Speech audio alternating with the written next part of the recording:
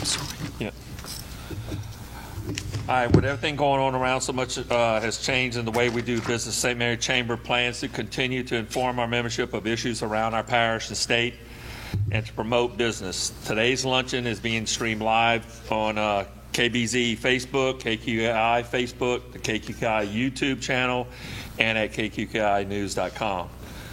The Chamber, along with the District Attorney's Office, for many years has been instrumental in helping raise funds for the Charlie Rowe and the Charlene Rowe Gaddis scholarships for our students. Due to the COVID-19, we didn't have our annual dinner and auction in June. So if you would please donate to the Worthy Clause, you can go to our Chamber website. The next Chamber luncheon for August 12th will be guest speaker, the LABI President Stephen Wagasback, beginning at 11:30 till 1 here at the Petroleum Club. Check our Chamber blast on Wednesdays for updates on events around the parish. Thank you. Thank you, Raymond. And real quick, we're going to introduce our head table. Again, to my left is Raymond Price. He's our vice chairman. And to my right is Senator Brett Allen, State Representative Beryl Amadei, and State Representative Vinnie St. Blanc. Thank you guys for being here. Also, we have some elected officials that I want to thank for taking time out to be here. I think Mayor Bugrazafi was sends his regrets. Mayor Duval Arthur of Berwick, you want to please stand when I call your name? Mayor Eugene Folkard of Franklin, along with Councilman Lester Levine. Mayor Abel Prejean of Baldwin. Mayor Rodney Grogan sends his regrets. Thank you guys for being here. I want to thank our media for being here again to support the Chamber. KBZ Howard Cassay, who's also a board member, and KQKI, Brady Burrell, and the Daily Review. Thank you guys for coming to help us get the word out. Don't need that. Yep. All right, today's luncheon sponsor is Patterson State Bank, and I'd like to personally congratulate, and I know everybody else, Jason Watson yesterday was appointed president of Patterson State Bank. So, very good dear friend of mine, and very proud of him. All right. We're going to actually honor a very special person today. It takes so many times we take those for granted. We work with on a day-to-day basis, and I don't think how important they really are. Each month, the Chamber would like to honor these special people who help make our workday run a little bit smoother. Okay, this month's administrative assistant is Robin Garisco of Bayou Home Healthcare. I think we're going to give her at a later date. At a later date. All right. The Chamber would also like to recognize St. Mary Chamber. Chapter. Do what? St. Mary Chapter. St. Mary Chapter, sorry. Louisiana Landmark Society on their 50th anniversary for doing business in St. Mary Parish. Thank you for your service and congratulations.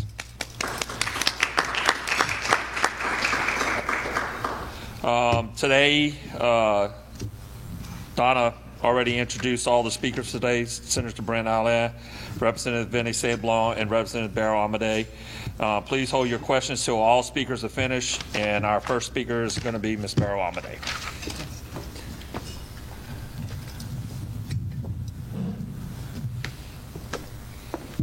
Thank you, sir. Good afternoon.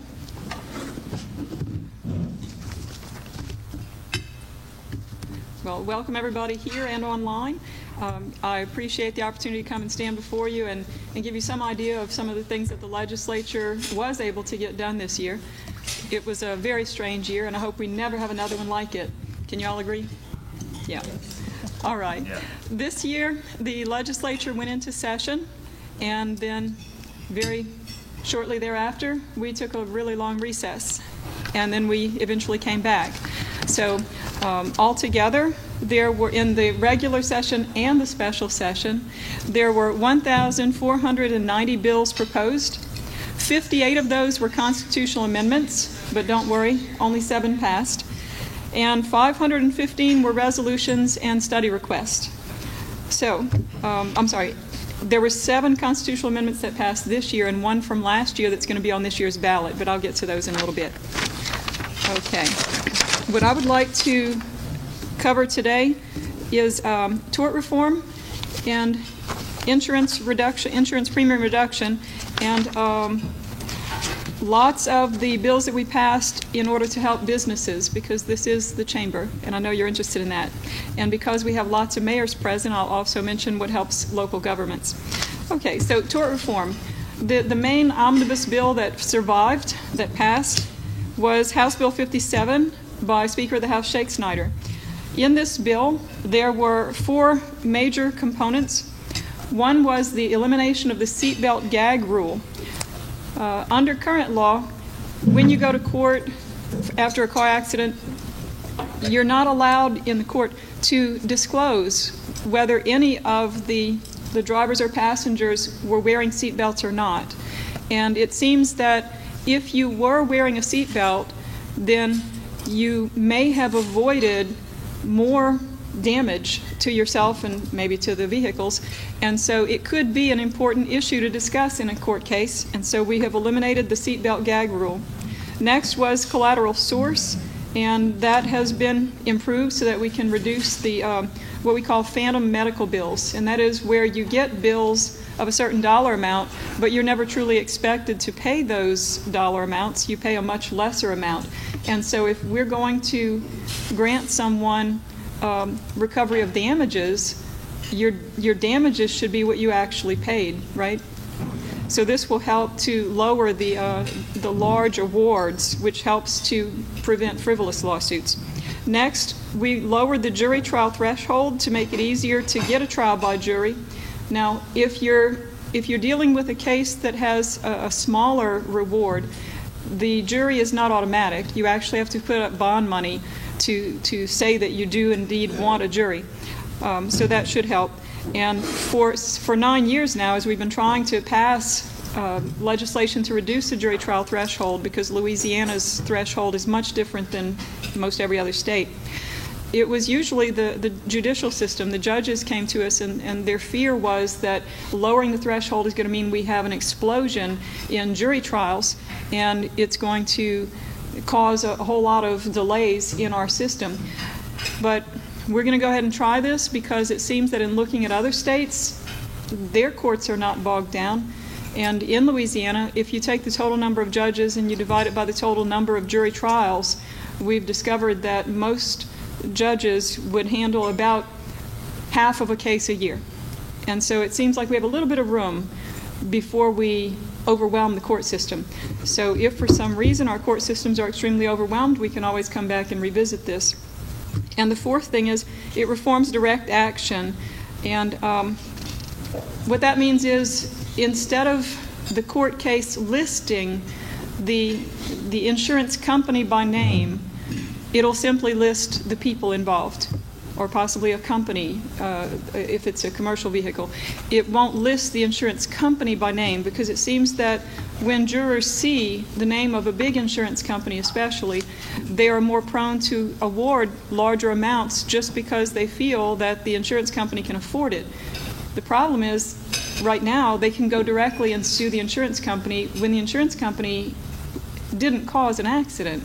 And so it seems rather unfair to skip right over a person who caused the accident and go straight for an uninvolved party.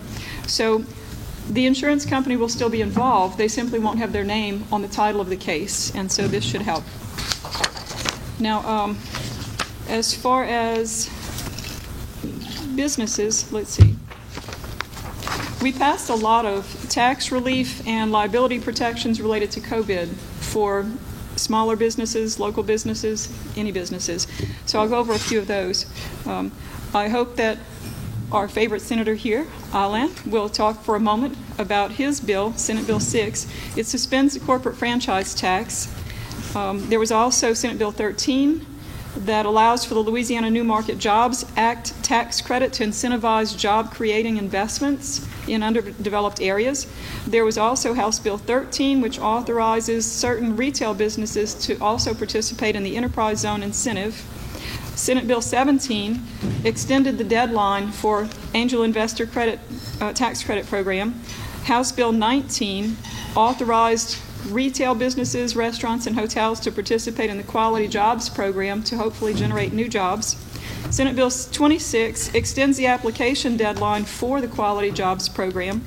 House Bill 37 keeps the Department of Revenue from charging penalties and interest on payments during the COVID emergency. Senate Bill 189 creates a Main Street Recovery Program. Senate Bill 435 protects, here's a liability one, protects individuals, entities, and local governments that follow government standards and guidance during a state of emergency from frivolous lawsuits related to COVID exposure. So that was Senate Bill 435, if you want to go back and study that one. Let's see, Senate Bill 491 protects people and businesses who went above and beyond by making or donating recovery services or products during the emergency from frivolous lawsuits. So if your business participated by donating things, you should be protected from a lawsuit related to that. Senate Bill 508 protects restaurant owners and employees from frivolous lawsuits related to COVID. And House Bill 826 protects property owners, individuals, and local governments from frivolous lawsuits. So here you have a whole host of legislation that is trying to allow businesses and local governments to continue to function and keep moving on without fear that they're going to be sued at every turn for COVID-related reasons. Now, we have constitutional amendments that will be coming up. I don't have the numbers yet because the ballot is still being prepared, but I'll mention these. House Bill 267 allows for the use of the Budget Stabilization Fund for expenses due to a federally declared disaster. House Bill 360, the presence of oil or gas will be included when determining the fair market value of an oil and gas well for ad valorem taxes. House Bill 425 from 2019 is what we call the Love Life Amendment. This is a bill that declares that no provision of our state constitution protects a right to an abortion or requires the funding thereof. House Bill 464 requires the legislature to establish a procedure to determine the expenditure limit. This has to do with keeping the budget growth reasonable. House Bill 525 increases the income threshold for the purposes of qualifying for a special homestead exemption assessment level. Senate Bill 12 deals with unclaimed property permanent trust fund. It actually establishes that trust fund concerning the funds that are being held from unclaimed property by the state treasurer. And Senate Bill 272 establishes an ad valorem tax exemption for property that's subject to a cooperative endeavor agreement, and this has to do with payment in lieu of taxes. So you can see we have our homework cut out for us, because between now and November 3rd, we need to be able to understand all of these and decide how we're going to vote on those. So stay tuned for details on that coming this fall. I wanted to mention also that I'm not sure what my colleagues here have been doing in their off time. We were discussing that. I know somebody's been fishing. But I wanted to mention that one of the things that have kept me busy, even though we're out of session, this really is still a full-time job. So in addition to anything I've been doing at home, I wanted to mention that many people are still having problems getting their pandemic unemployment claims processed. And if you find people, maybe some of your employees, who are struggling with that, please let them call our offices, because we're able to take the information and send it to the higher-ups at the Workforce Commission, and in many cases get that resolved. So some people are just stuck in the process, and we don't want to leave them hanging. Also, what I've been doing a lot of is studying the numbers, studying the COVID numbers. And I wanted to let you know that what I'm discovering is that the numbers that are being presented to the public are not necessarily reality. So please ask questions. If anything looks suspicious, dig into it. I want to let you know, for example, the number of COVID deaths is not the number of people who have actually died because COVID killed them. The number is COVID-related deaths, and there is a lot going on behind that word related. Related could mean that somebody happened to test positive 2 or 3 months ago. So basically the scenarios that you are probably hearing, like on social media, where Fred gets hit by a bus and he's listed as a COVID death, I'm finding that a lot of those are true. If Fred happened to have tested positive back in March, the CDC is requiring, Fred, to be counted among the COVID numbers. So please ask questions. Please demand accountability. We'll be pushing for the labs that are giving us all the results to be investigated, to have some oversight, because I am getting reports from hospitals in our general area that they have been suspicious of numbers. They have turned in swabs that were not used, and even some of those have come back positive. So question the numbers. And one last thing I'd like to offer is to all of our local businesses who are dealing right now with the statewide mask mandate. I have designed, with some help, I've designed a little sign for the door. So on the sign, it will spell out specifically who is required, or actually who is not required, to wear a face mask when they come into your business. And it lists those who have medical conditions that prevent the wearing of a face mask, those who are under the age of 8, those who are consuming food and drink, and those who are communicating with the hearing impaired. And the reason I'm mentioning this is because I'm going to be printing up these signs, and I'd like to make those available to any business owner who would like one, because at the bottom of the sign, I'll put my name and my office's contact information so that you as business owners don't have to spend hours of your day answering questions and helping people with this mandate. We can help them to know exactly what it says and who it applies to. So my office number, for those that are listening and would like to call, is 985-858-2967. Again, it's 985-858-2967. If you would like a sign, we'll have one sent to you or brought to you. Thank you.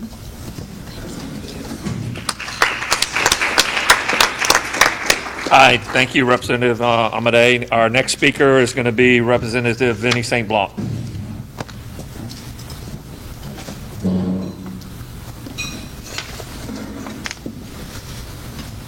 Get this mask off so I can get this mask off. Got me?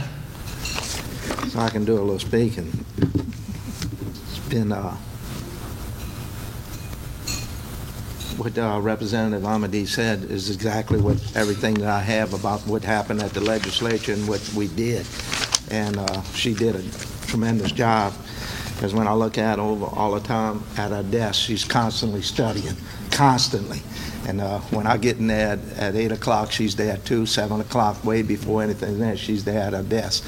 So she explained exactly what the what bills we passed and what Senate bills and what we really did for the state of Louisiana.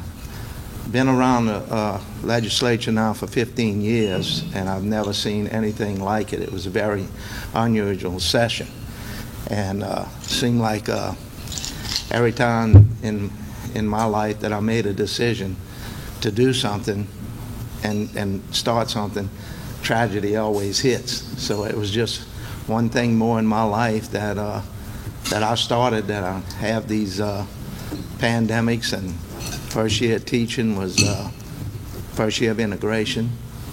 When I went into business, it was the first completely fall out of the oil industry.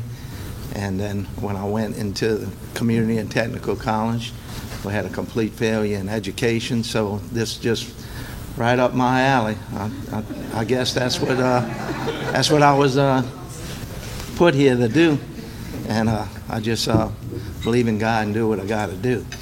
But I can tell you, when I've seen things in that legislature, you know, being for the first time inside the rail, nobody can tell you what it means to be inside that rail. And you learn a lot. It's a lot different from being outside that rail. But I can tell you one thing, during the pandemic, I'll tell you what we did, because we were out of session, and what we did in our office. And I'd really like to thank my legislative aide, Sheila Jones. We had, when we started and our office was open, I'd get there at 7 in the morning and work till 6 at night. She got there at 9 and worked all the way with me. We kept a record, and we serviced over 100 people to get into, to help them with their workforce commission and get their unemployment. 28 of them was direct that would have been in my district that would have never be able to go through it. So we helped, and that's what we did for quite a while till we went back into session. And our session, like Representative Ahmadi said, that it was about 80% of the bills and stuff were with the COVID-19 pandemic. So we worked hard. We did some great things. First time that I've seen green, you get to press a red and green button. And red is no, and green is yay. And I've seen bills from Senator Allen, which I got to say is tremendous. We worked so good together. And I've seen bills that had solid green on an HB2, whereas Representative Bishop, and then it goes through the Senate and then signed by the governor. So things like that has never been done before. We're really, really working hard. If there's any questions, like Merle said, please call my office. We can get things done. And it's been, like I said in my election, you go about working hard, playing hard, and leave the stuff that happens at the legislature to me. I will do everything I can and do everything you can for your businesses. I'm lucky because I have the experience there and I can get things done. And I can say to right now, we're just waiting whether it's being signed. It's signed already. But you'll be very surprised of what I did for District 50 when it comes to capital outlay. And I'm looking at all my mayors and everybody that y'all going to have a smile on your face. And Senator Allen has got some stuff he'd like to talk about, but I can tell you right now that during the COVID-19, I had every mayor come to my office and every official, and we talked about what we can do and how we can do it and how we can better District 50. And in 2 months, I think it's maybe in 2 months, we're going to cut the ribbon on the Bayou Chene project, which is unbelievable. For Lower St. Martin, that means that we sink that barge when the river stage gets at a certain level. And I'm every day doing the high water stuff. I had the Corps of Engineers call me every day because if something would come up and we'd have to get to it, we were going to sink another barge. But now we don't have to worry about that, and we're ready for the high water. So rest assured, those people will really get it. And all the other projects that Sam Jones, Representative Sam Jones had in Cavalier, I kept them all. And they all going to be funded, and just different capital outlay projects. I was blessed with a lot more money, and I get, and you'll see it when it comes up. I want to thank the people from District 50 for giving me the opportunity to serve y'all. I love what I'm doing, and I'm glad that that I was be able to serve people that I care much about. And I work 24 hours a day. All you got to do is call. And we had a great session, and we have great people that work with us. And I want to thank y'all. And thank you.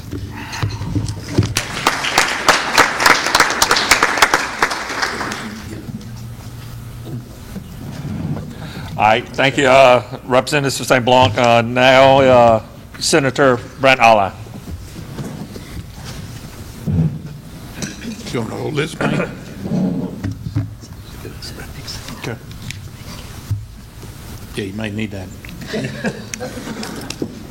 Thank y'all. It's a pleasure to be here. First of all, I want to recognize my legislative assistant, Laura Meadows, who's here. Talk about overworked and underpaid. This lady took care of more people's problems, with her and I working together, but she takes the phone calls. She makes people make sure that they get their unemployment, that they get all the services they need, and I really appreciate the job that she does. She really is good. She's right here in Morgan City, so if y'all need her, please don't hesitate to call. My cohorts here, which I'm very appreciative to work with both of them, have done a great job, and I appreciate working with them. They talk more about some of the general things that we did, tort reform and all, and I do believe the legislation that we passed is going to lower automobile rates in the state of Louisiana, which is much needed. More is still yet to be done, but I think it was important, the strides that we made. I've heard about jury thresholds and other things that drive prices of insurance up since I've been there for 9 years. And we finally got some of it done. Is it everything that we wanted? No. But it's a bill that the governor promised to sign. So we worked together with them, and I think we're going to get some real reform done. I'm going to direct more of my comments toward what affects St. Mary Parish and what affects the businesses. In this year's, as you know, I am the chairman of Revenue and Fiscal Affairs. We take care of all the capital outlay, and we take care of all the tax measures in the state. First, capital outlay. CPRA, Coastal Restoration and Coastal Restoration Committee was very well funded this year. State, local, CARES Act, GOMESA funds, all together. Their budget for the next couple of years is going to be close to $1 billion. Most of that goes toward restoration. What's embedded in that is the Bayou Chene project. 8 years ago, when I got to the legislature, Bayou Chene and sinking a barge, now this was right after the flood fight of 2011. Bayou Chene was not even in the master plan and was not in line to be funded at all. And over the years, we kept fighting and we kept fighting. And I hate to correct you, Vinny, but all the contracts have been laid. 1 year from today, I feel certain Bayou Chene will be in place and operational and saving parts of 5 different parishes, including St. Mary. I think it's a huge lift. It was a big ask for what we needed, and it was the right thing to do to continue pushing for that. So I'm very proud of getting that fully funded. Some of the other things that we have included in capital outlay, we have funded the resurfacing of Highway 182 from Centerville to Franklin, which is in deplorable shape.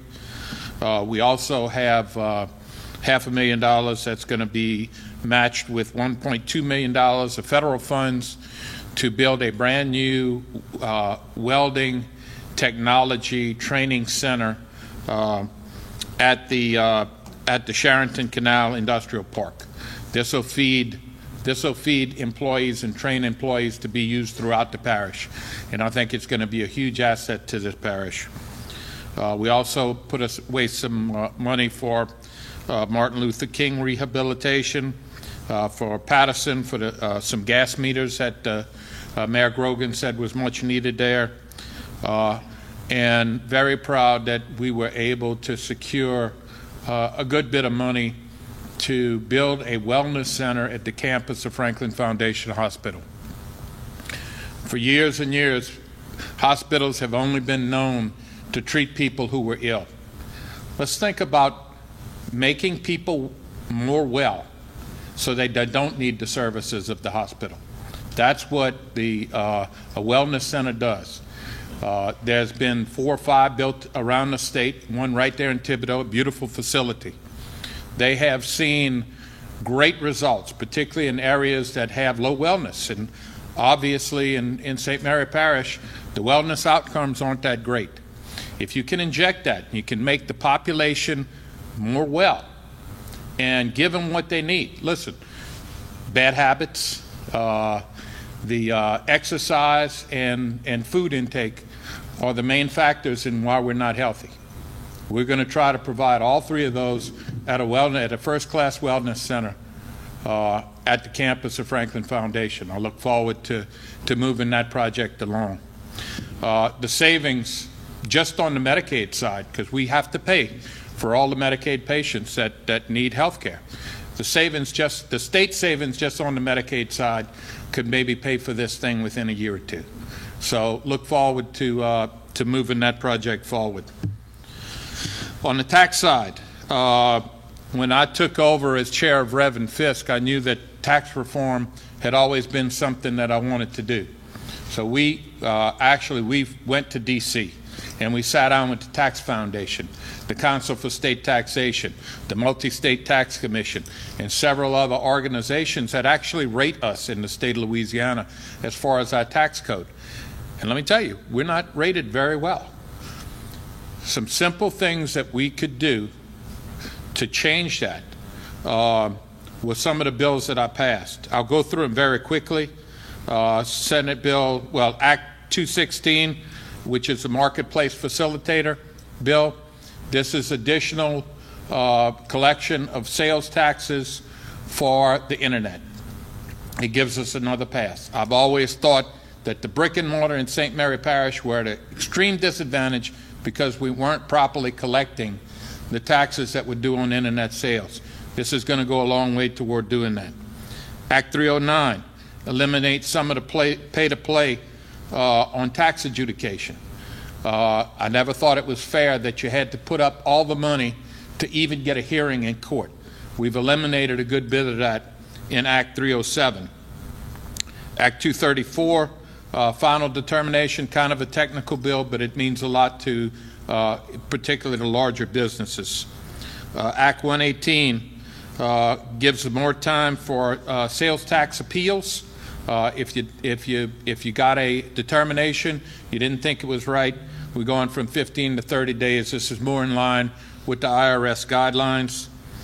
A big one, Act 348. I don't know who set this up, but the Department of Revenue was always funded by fees and penalties. So the more fees and penalties they collected, the more money, the more people they could hire, and the more that they could fund their own department. I always thought that at best that was bad optics. They should not be pushing to gather fees and penalties to fund their department. We're going to change that. It's going to take a year, but starting in 2022, they're going to keep 1% of what they collect. So the emphasis will be on them collecting taxes that are due, not on pushing fees and penalties. I think that was a huge step. Embedded in that same bill, you may not have owned. If you own the state money, there was a different interest rate than if the state owed you money. Interest is time value of money. They shouldn't have been the same. We corrected that. That was one of the things that the Council of State Taxation pointed out to us. And the other one is extended filing periods. Act 47, extended filing periods during a declared emergency by either the governor or the president. That's to give people more time, as we did this year, to be able to file their taxes and not be late and have those penalties.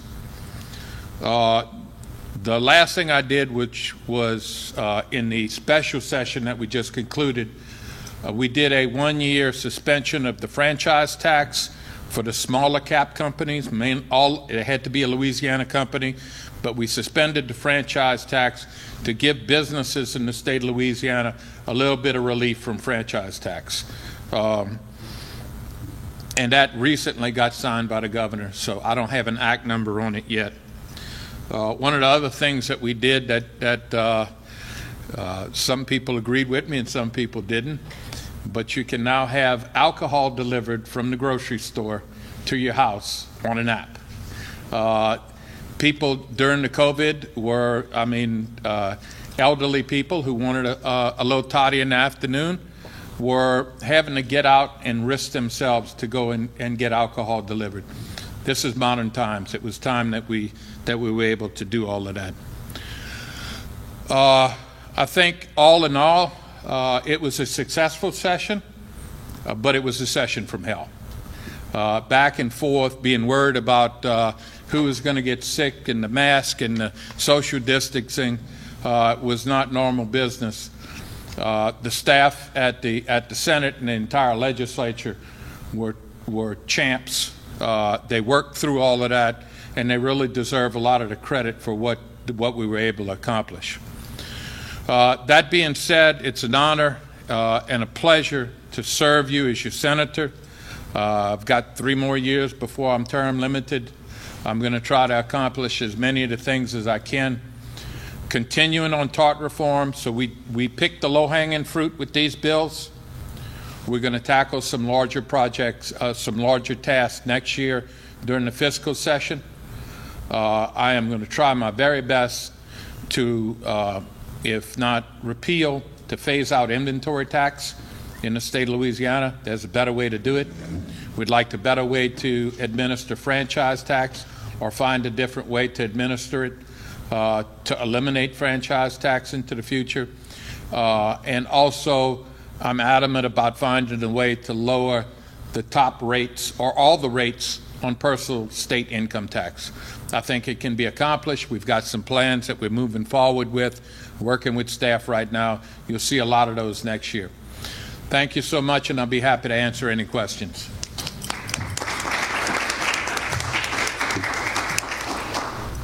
Thank you, Senator Allen. Brady, you have any questions here from anybody? Howard? Anybody in the audience have any questions? Yeah, after the governor took a pass the first time on moved into phase 2, and then again, as he was considering phase 3, there was some talk of a petition to eliminate the public health declaration, I guess, that gave him the power to impose the shutdown orders and so forth. Is that still around, and is it a good idea? Who wants to answer? Sure.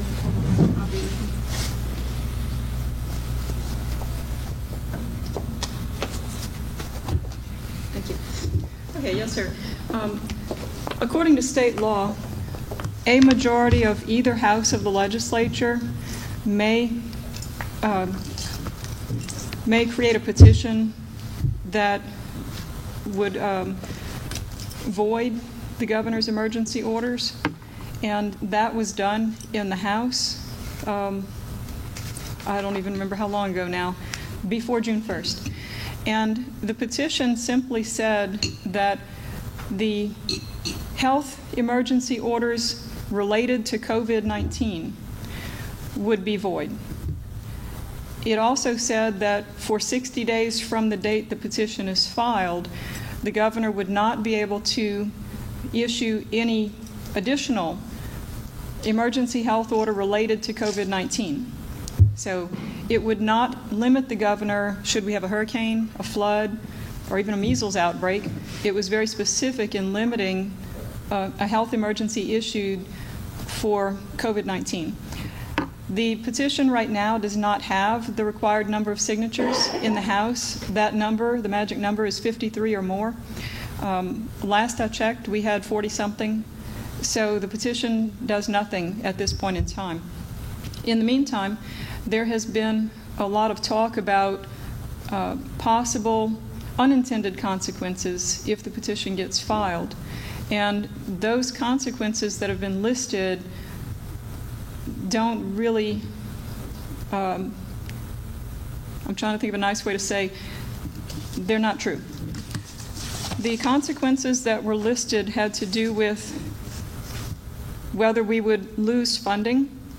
All of the federally issued relief funding related to COVID-19 that has already been applied for, received, or is yet to come, all of it that's in play right now, if you already qualified for it, ending the order tomorrow does not mean that that money goes away. The petition to end the order is not retroactive. Is there the possibility that we could lose future funding? Well, there isn't any future funding right now that's on the table that I know of. I mean, Congress is still debating a few items, but for example, the extra $600 in pandemic unemployment assistance is going to end by the end of this month. And I checked with our congressman yesterday, and they said that at this time, there isn't talk of extending that. And so that is likely to go away.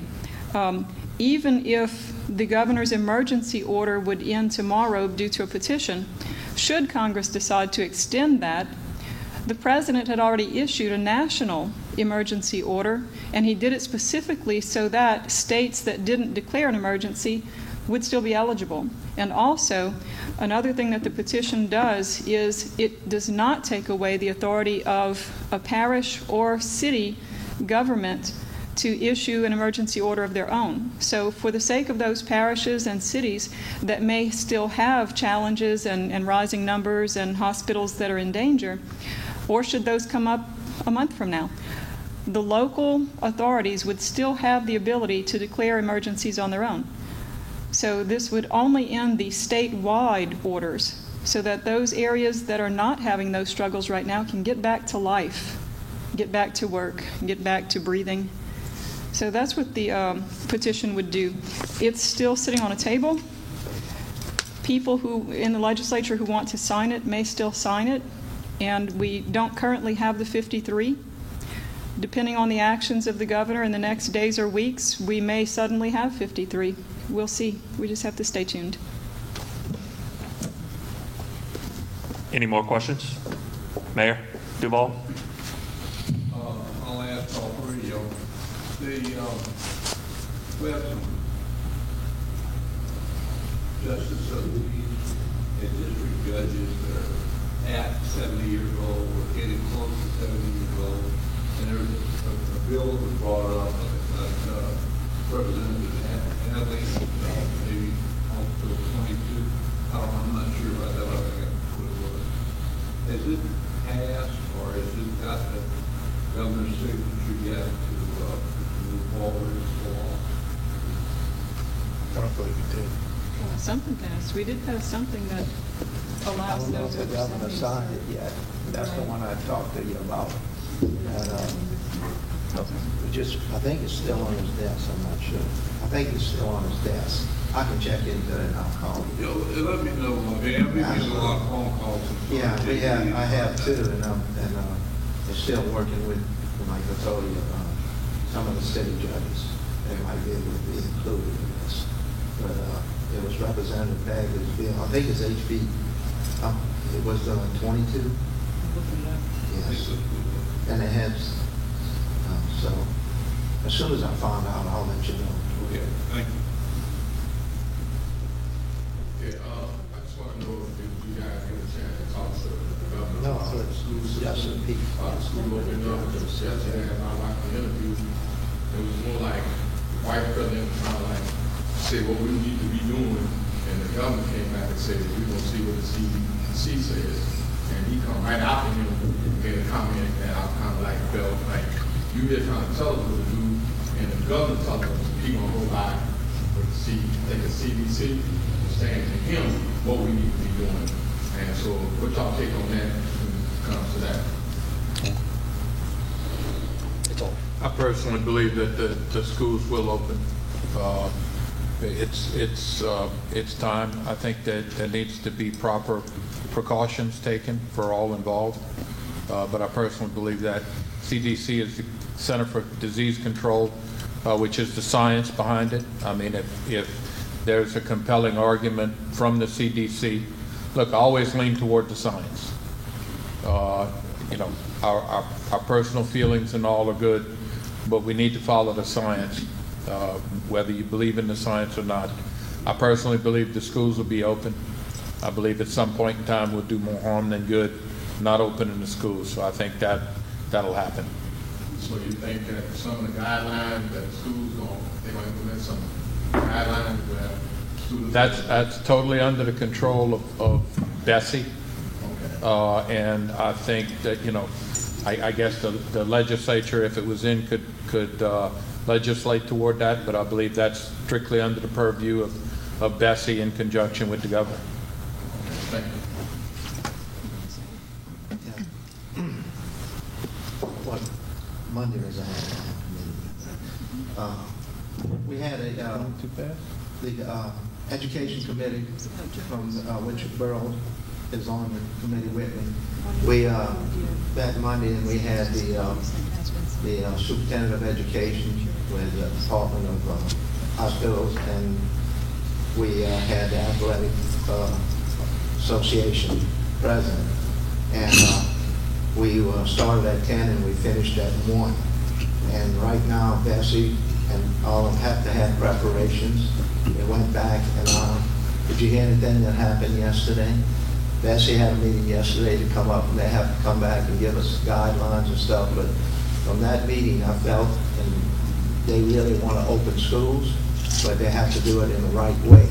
And I'm like, Senator Allen, I've got to believe in the science because I lived with a nurse 52 years. So you got to understand that I have to believe that, and I have to just say, but we making them have plans. They didn't have plans before.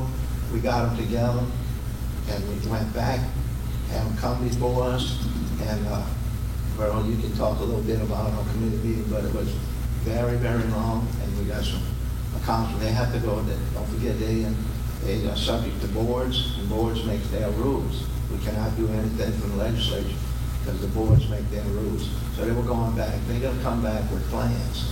But I got a good feeling, that's me, from everybody wants those kids back in school, but there's guidelines that we have to follow.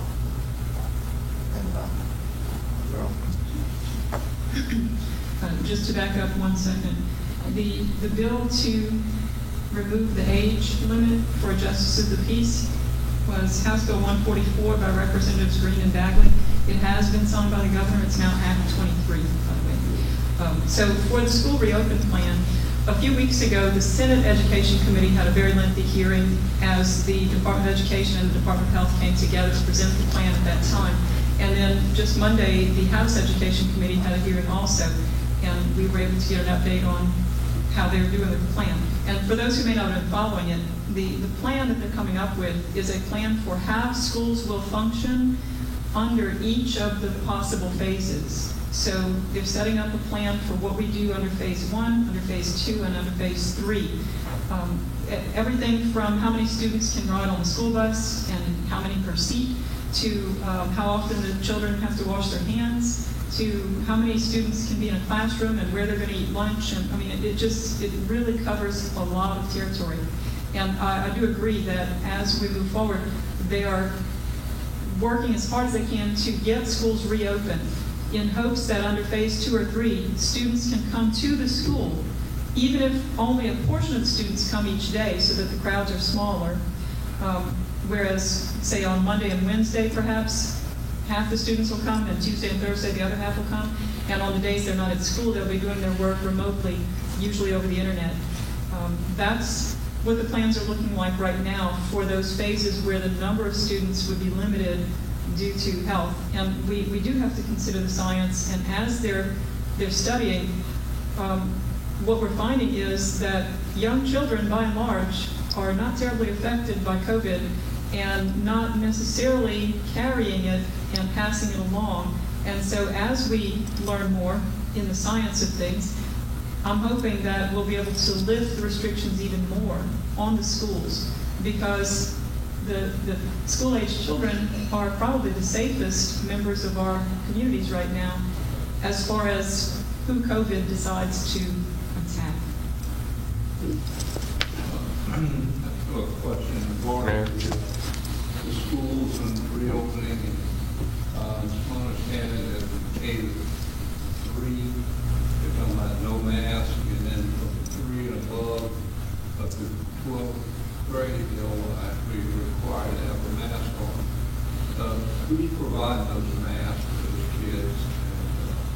Is that going to be something the school board is going to be doing? That's one of the programs that we talked about. The last one. It's Bessie and the Department of Health. They're the ones that most of the time that we talked was about the mask. Mask was who we should wear and stuff, and they will make those decisions. Then they got to come back and decide. But there's no there's no mandates right now. Everybody's just trying to see what they're gonna do. And that's what we waiting on as legislators, so we can understand what they're gonna do. And, they got recommendations, but it's still not voted on exactly what they're gonna do. So the mask warrant, we talked a huge amount of time on masks. So it's still got to go through vesting and to that's good. I wanted to add that you brought up masks, and in hearing from parents and teachers, all, not only in my district, but all from across the state, it seems that even more than how many students can fit in a school bus seat, even more than are we going to be home half the week and at school the other half, the number one issue, the number one controversy concerning getting back into school is masks and requiring students to wear them, even staff. And that's because we keep talking about the science. The science is still controversial when concerning masks. This year alone, the experts that everybody turns to, the CDC, for example, has issued what seems to the public to be confusing statements, because 1 month they're saying, well, a mask is really not effective, the virus germ is so small. I think the analogy that's been going around is trying to stop this particular virus germ with a cloth mask is like trying to stop a mosquito with a cyclone fence. So even the CDC has issued statements and reports and guidance that says masks are not terribly effective, and then masks are helpful. So there's so much confusion out there. It depends on which report you want to follow and which report you want to believe. That's the big controversy. We know that it's not natural to have to sit around breathing through fabric or fiber. We know that if masks really were all that effective, then those medical professionals would have been leading by example by wearing their mask in public since March. We know there's just a whole lot of controversy around masks, and that's the number one issue for parents. And that's the number one reason that I'm hearing when parents say, well, I won't be sending my children anytime soon. They're going to opt to do the distance learning because they don't see that their child is going to do well having a mask on their face for 6 to 8 hours a day. Parents, I can foresee parents coming in buying their kids fancy masks, and they want to provide their own kids, but there are a lot of kids probably not going to afford the mask, and we're going to have to do something to help those kids. That's what they working through. That's exactly what they working through. And that's why we had the meeting. I think the mayor's acting like who's going to foot the bill for all these masks. I think is what it boils down to, right, Mayor? Absolutely. That's the reason why we brought them to the, why we had a committee meeting. So. Any more questions? Come back. Yeah, good. She answered my question when she spoke on behalf of school buses. That was a big concern. I spoke to a couple of bus drivers yesterday. I started saying, well, how you guys going to separate these kids, the older kids on the bus, from the younger kids? So that's going to seem like a problem. Maybe we may have to like go to say, okay, all pre-K school and first through third will ride the bus at this time.